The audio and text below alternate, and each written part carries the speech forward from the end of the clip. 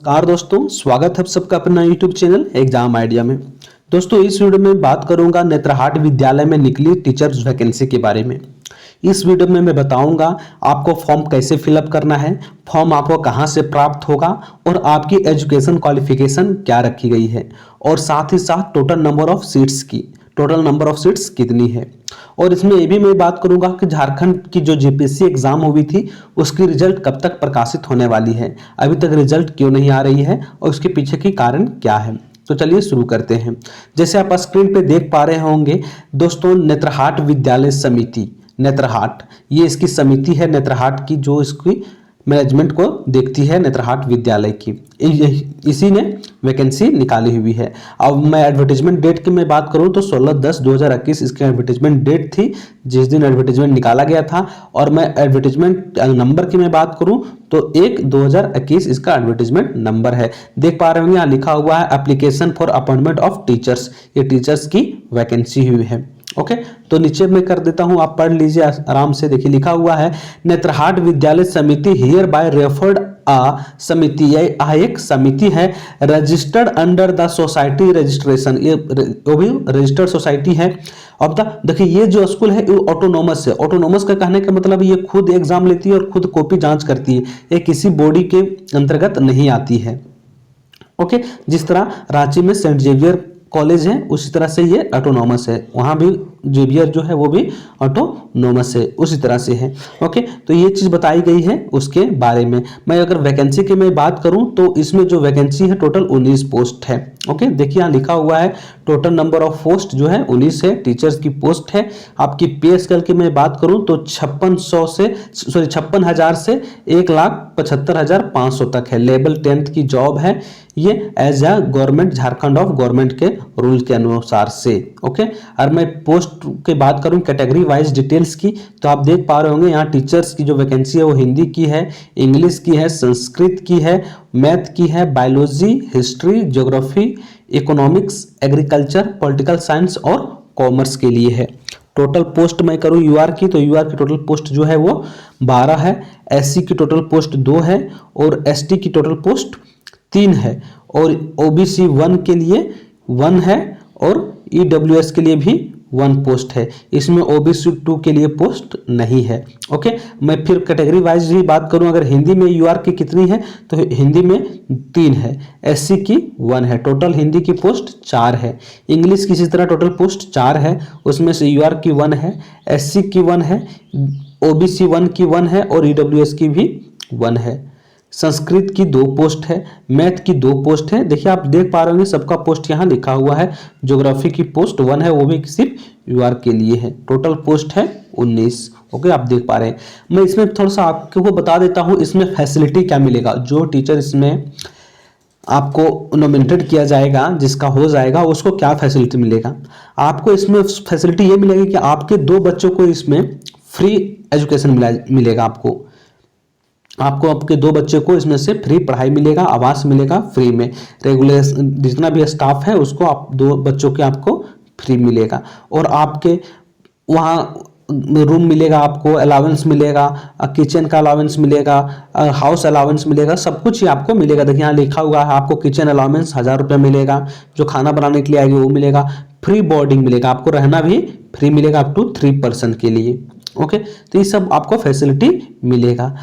Okay, अगर मैं बात करूं roster wise post available for requirement teachers के लिए तो देखिए 12 यहाँ जो है यूआर के लिए है, ओबीसी के लिए 1 है, एसटी शेड्यूल्ड ट्राइब्स के लिए 3 है और शेड्यूल कास्ट के लिए 2 है और ईडब्ल्यूएस के लिए 1 है। यहाँ सब कुछ लिखा हुआ है। हिंदी के लिए 4, संस्कृत के लिए 2, बायोलॉजी के लिए 1, ज्योग्राफी के लिए 1, एग्रीकल्चर के लिए 1, कॉमर्स के लिए 1, इंग्लिश के लिए 4 है, मैथमेटिक्स के लिए 2 है, हिस्ट्री के लिए 1 है, इकोनॉमिक्स के लिए 1 है और पॉलिटिकल साइंस के लिए भी 1 है। मैं अगर मैक्सिमम एज अपर लिमिट के मैं बात करूं तो इसमें जो ईडब्ल्यूएस और जनरल और के लिए है तो ये 40 वर्ष है, और बैकवर्ड क्लास के लिए है तो 42 वर्ष है, वीमेंस के लिए जो है वो 43 वर्ष है, और शेड्यूल कास्ट और शेड्यूल ट्राइब्स मेन और वीमेंस दोनों के लिए ये 45 साल है। ओके, इसमें से आपको 5 साल का रिलैक्सेशन भी प्रोवाइड कराया जाएगा। ओके, आपको जो डेट लेना है वो लेना है 1/1/21 से, 1 जनवरी 2021 से ही आपको इस दिन से आपको डेट निर्धारित किया जाएगा। ओके, और आपका एज ऑफ सुपर एन्यूशन का मतलब है कि आपको एज ऑफ रिटायरमेंट, आपको 60 साल के बाद आपको रिटायरमेंट मिल जाएगा। ओके, फिर मैं बात करूँ इसकी एकेडमिक एक्सपीरियंस क्या चाहिए, इसको एकेडमिक क्वालिफिकेशन या फिर एक्सपीरियंस क्या चाहिए, मैं बात करूँ तो हमको बता दूँ। देखिए, टीचर्स जो हिंदी के लिए है, हिंदी हो, इंग्लिश हो, संस्कृत और सबके लिए है, आपको ग्रेजुएशन होना चाहिए with 50%। Okay, marks and masters degree with at least 55%, आपको मास्टर डिग्री भी होनी चाहिए 55% के साथ, और ग्रेजुएशन होना चाहिए 50% के साथ, फ्रॉम द रिकॉग्नाइज्ड जो वह यूनिवर्सिटी से जो यूजीसी से ग्रांटेड हो। इसके साथ साथ आपको बीएड भी होना चाहिए, या फिर दूसरी बात आपको एक्सपीरियंस भी होना चाहिए, कम से कम 3 साल की टीचर्स की पढ़ाने की एक्सपीरियंस, वो भी सीबीएसई एफिलिएटेड स्कूल में।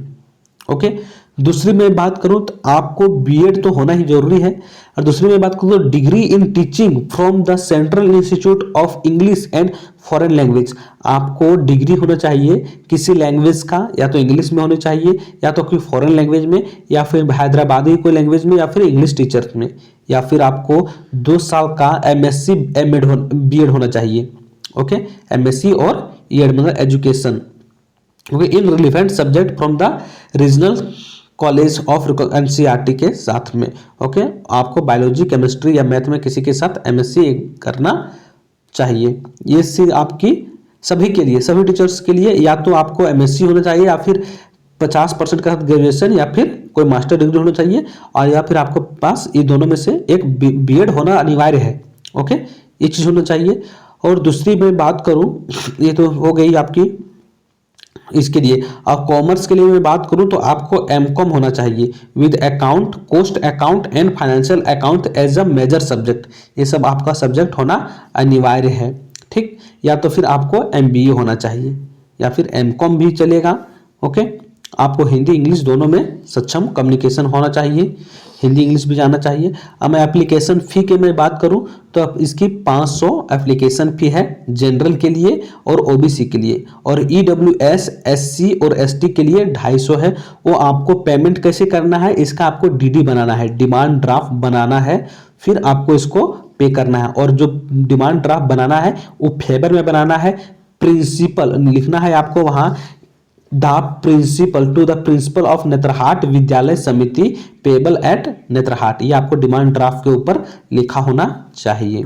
ओके, आपको प्रोबेशन पीरियड का मैं बात करूं, आपको जो जॉब है वो 1 ईयर की है, या अगर आपके 1 ईयर के बाद अगर आपकी पढ़ाई अच्छी लगी समिति की तो फिर इसको एक्सटेंड किया जाएगा। अगर आपकी पढ़ाई समिति को अच्छी नहीं लगी तो आपको 1 मंथ के पहले आपको नोटिस दे दिया जाएगा और आपको निष्कासित भी किया जा सकता है। हाँ, लेकिन एक और बात, जो आपको प्रोबेशन पीरियड रहेगा, कहने का मतलब आपको जिस दिन से नोटिस मिलेगा और उस मंथ तक, जिस मंथ तक आप पढ़ाएंगे उसका आपको मंथली मिल जाएगा। ओके, और अगर आपको खुद से छोड़ना है तो आपको 3 मंथ के पहले आपको उसको प्रोबेशन देना होगा। ओके, ये थी कुछ प्रोबेशन पीरियड की रूल्स एंड रेगुलेशंस। ओके, इसी तरह आपको नेत्रहाट विद्यालय में रिजर्वेशन क्या क्या मिलेगा वो चीज़ें देखिए, आपको कैसे करना है, जीडी भी देना है आपको, जीडी इंटरव्यू टेस्ट के साथ आपको लिया जाएगा। ओके, आपको अब मैं बताऊंगा फॉर्म भरना कैसे है। ओके, कैसे इसको फॉर्म फिलअप करना है, तो देख नीचे आते हैं और आपको बताते हैं हम, जैसे लिखा हुआ हाउ टू अप्लाई, आपको फॉर्म भरना कैसे है। तो आपको इसको वेबसाइट पे मिल जाना नहीं है, आपको इसको ऑफलाइन फॉर्म फिलअप करना है और आपको इसको पोस्ट करना है दिया हुआ एड्रेस पे। तो मैं बता दूं, आपको जो भी फॉर्म फिलअप करना है वो आपको पेपर A4 साइज होना चाहिए। ओके, A4 साइज पेपर होना चाहिए, और उसमें फिलअप जो फॉर्म कीजिएगा उसमें आपका नाम, एड्रेस, एजुकेशन क्वालिफिकेशन, एक्सपीरियंस, ये सब चीज़ लिखना है बारीकी से। उसके बाद आपको इन्वेलप के ऊपर जो भेजना है, जहां आपको भेजना है वहां लिखना है द प्रिंसिपल ऑफ नेत्रहाट आवासीय विद्यालय, post Netarhat, via Gumla, district Latehar, Jharkhand. Pin number है 835218। बाई आपको भेजना है तो रजिस्ट्री से भेज सकते हैं, स्पीड पोस्ट से भेज सकते हैं, या फिर सिंपल पोस्ट से भेज सकते हैं, आप फिर कुरियर भी कर सकते हैं। उसकी मैं लास्ट डेट जो है पहुंचने का वहां आपको जिस तरह से भी भेजें, एंड आपको 30/11 यानी कि 30 नवंबर से पहले वहां पहुंच जाना चाहिए। अगर 30 नवंबर के बाद पहुंचेगा आपका वहां फॉर्म, तो आपके फॉर्म पे कोई विचार नहीं किया जाएगा। ओके, तो आपको भरना है 30 तारीख से पहले, 30 नवंबर से, अक्टूबर ना समझें, 30 नवंबर में बता रहा हूं।